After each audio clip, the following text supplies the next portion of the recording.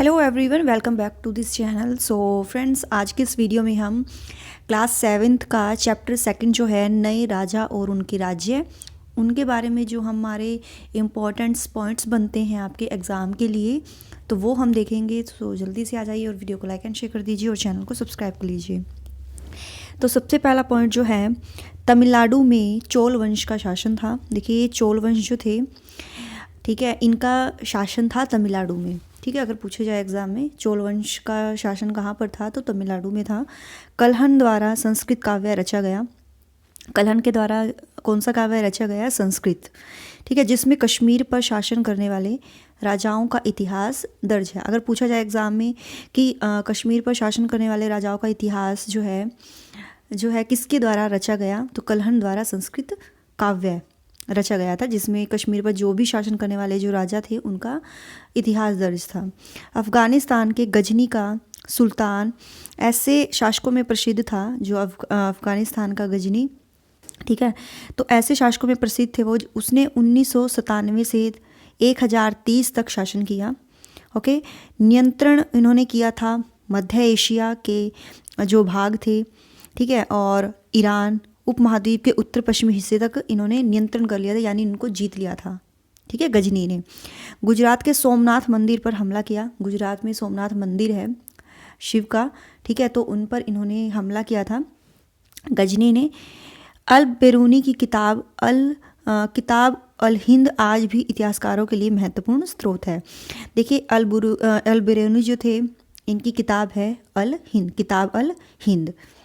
ठीक है, आगे बढ़ते हैं। पृथ्वीराज तृतीय 1168 से 1192, जिसने सुल्तान मोहम्मद गोरी जो अफ़गानी शासक थे, इनको हराया था इन्होंने, और दूसरे ही साल जो है 1192 में उसके हाथों हार गया। यानी 1192 में जो है इनकी जो है हार हुई थी पृथ्वीराज की मोहम्मद गोरी से।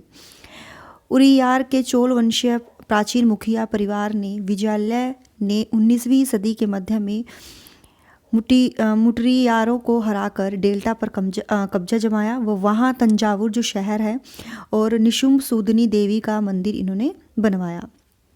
ठीक है, आगे बढ़ते हैं। राजराज प्रथम सबसे शक्तिशाली चोल शासक 1985 में राजा बना। जो राजराज प्रथम सबसे शक्तिशाली चोल शासक 1985 में राजा बना, और इनके पुत्र राजेंद्र प्रथम ने उनकी नीतियों को जारी किया। जो भी इनके रूल्स थे, शासन को कैसे चलाना था, ठीक है, तो इन्होंने उसको जारी रखा। और गंगा घाटी, श्रीलंका, दक्षिणी पूर्वी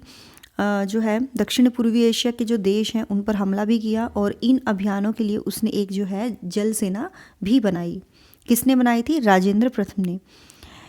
इनके द्वारा तंजावुर और गंगईकोंड चोलपुरम के बड़े मंदिर स्थापत्य और मूर्तिकला की दृष्टि से एक चमत्कार है।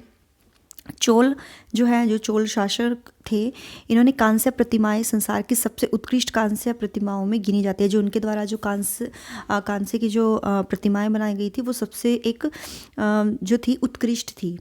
जो भी इन्होंने प्रतिमाएं बनवाई थी, उनके जो शासनकाल में जो प्रतिमाएं बनाई गई थी।